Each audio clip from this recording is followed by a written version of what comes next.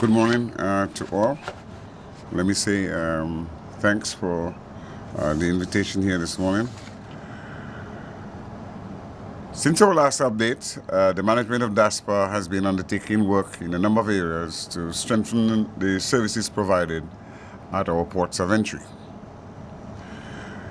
A number of steps were undertaken to deal with the increase in the number of containers because we believe that that is the foremost thing on the minds of a number of persons and other cargo arriving on island since Hurricane Maria.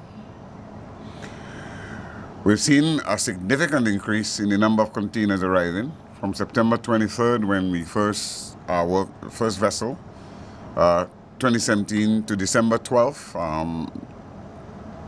of 2017. We handled a total of 1,456 containers were handled at the Woodbridge Bay port. This comprised mainly with cargo for individuals, commercial businesses, and relief goods to the government of Dominica and other international agencies. Some 956 of those containers were consigned to the private sector.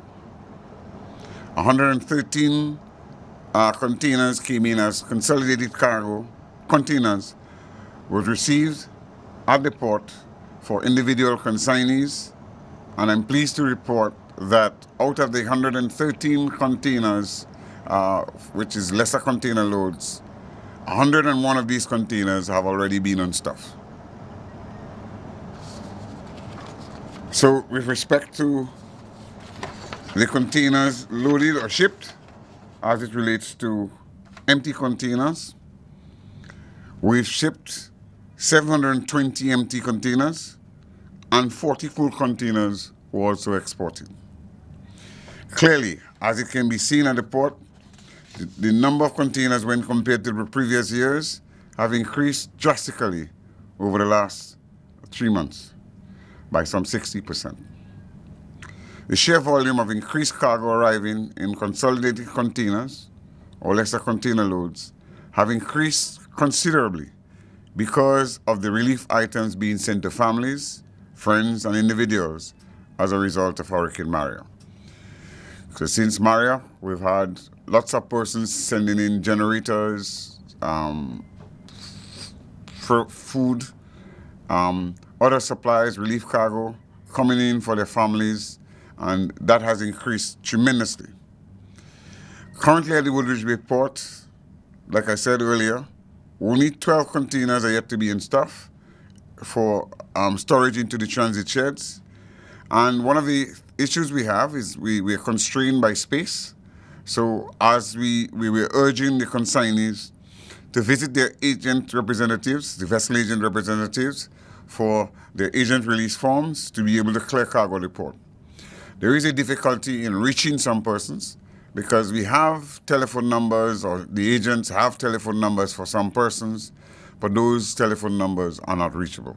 We ourselves try to call some of these persons, but obviously because of the telecommunication system as it is at present, fixed lines are not functional, and some of these cell phones do not operate in certain locations. And so we are urging persons who are sending barrels, boxes, and the like to their families to put a telephone number that they can be reached or contacted, because sometimes they're not even aware that those packages are there or have arrived, and so it remains in the port for a longer period than it really should. And that creates some sort of backlog for us because we have to be shifting these items to be able to destuff more containers so that more persons can receive their cargo. It is expected that as the cargo is cleared from the transit sheds by the consignees daily, we will continue to unstuff the remaining containers. DASPA updates information through its Facebook page, and also we've now provided a WhatsApp telephone number, and I will give that to you, 245-6307, and we do updates via that medium daily, because we know that some persons have the ability to be able to use in terms of social media and to contact other persons. So even your family who may have sent a barrel, a box, a pallet of goods should be able to contact that number and find out if the container is destuffed, and if that we can even ask where the location it is put, to which shed it is put to. However, every week we want to point out that we receive currently in excess of 300 containers. And to ensure that we can manage the storage of these containers adequately, we have arranged with the shipping line to load an increased amount of empty container units upon arrival. This process has proved to be successful, and we are indeed pleased also that the curfew hours have been lifted because the dock and other workers of the port will be able to freely go to and from work without any difficulty or challenge, because that was a challenge for some of the persons utilizing the port, and it restricted our operations to some extent. And we're saying that this most definitely would improve the hours of ship operation at the port, especially at night, since for most part during the curfew period, work ended somewhere around 7 p.m. to allow the various persons to arrive at their homes before 7 p.m. We want to point out that the delays experienced by the business community in receiving their containers have reduced significantly. And the setback experience has been because of lack of container stacking equipment and forklifts, especially when we have a vessel discharging cargo in the port. During that period, no container stacking equipment is available to the business community, whilst the stevedore and longshore workers are utilizing the equipment. However, we do have good news in the sense that with the help of the government of Dominica, through the Ministry of Public Works and Ports, the Board of DASPA, an additional container stacking equipment is being acquired to ensure that the business community would not suffer delays in their containerized cargo at the port, even when a vessel is discharging or loading cargo in the port. So hopefully within the next 10 to 12 days, we should be providing that service to the business community, and they would have absolutely no difficulty when there is a vessel in port to be able to call on the port for delivery of their containers. And we're doing that, and I want to applaud the private sector as well, because we've been able to secure from one of the private sector companies in Dominica one of their heavy forklifts, which can handle 20-foot containers, to be able to assist us at the port.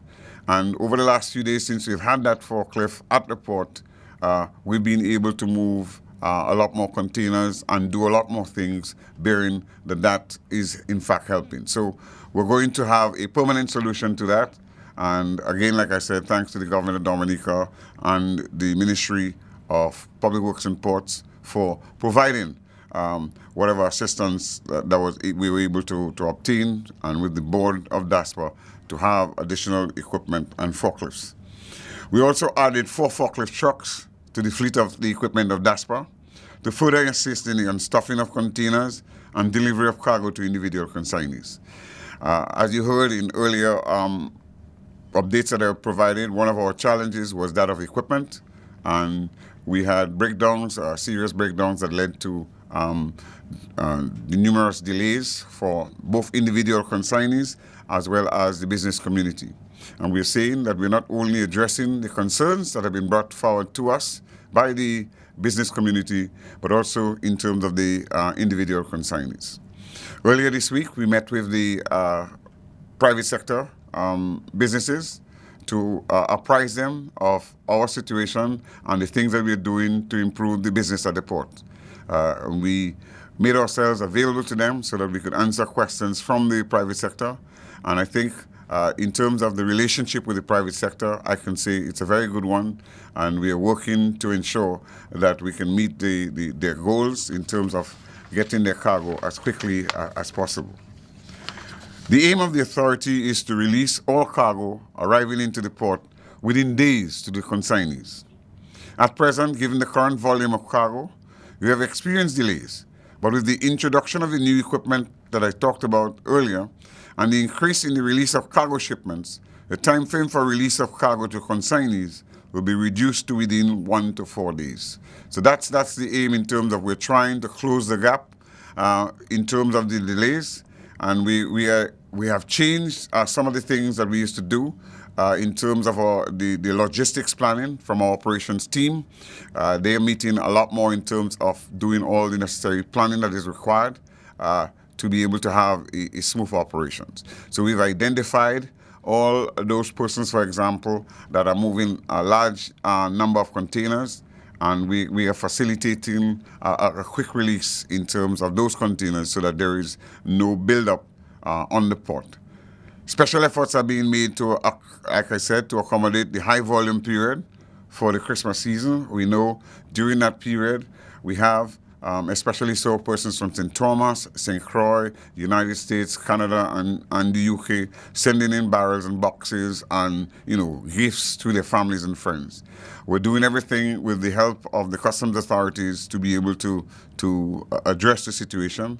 And during the Christmas week, with the agreement of customs, once we have the agreement of customs, we'll be announcing longer working hours for clearing cargo. So we just need to finalize with customs a time schedule during the Christmas week so that we would announce it to you via the Facebook page. We would make a public announcement on radio, through whatever medium that we can use, so that those longer hours will be known to you in terms of clearing cargo, because we know that is going to be a very pressing week for us, and we're trying to ensure that we can put in the extra hours so that persons who want to receive their packages from their families, especially during this festive season, will be able to do so. So currently we are working with the business community by extending longer hours to release containers to the truckers, and we do so daily up to about 7 p.m. We release containers to truckers, and by special arrangement, in some cases, we go up to 10 p.m., and there are times in which we would do 5 a.m. to 8 a.m. in the morning to be able to release containers. So we're doing everything that is possible with the business community, because the business community is where DASPA, in fact, is generating its income from, especially at this time. And so we want to make sure that we can provide them with the necessary inventory to be able to continue their business. Our focus is to get the cargo released at a faster pace than was done in the past, and that is being achieved, like I said, with better planning and improvements in the delivery system.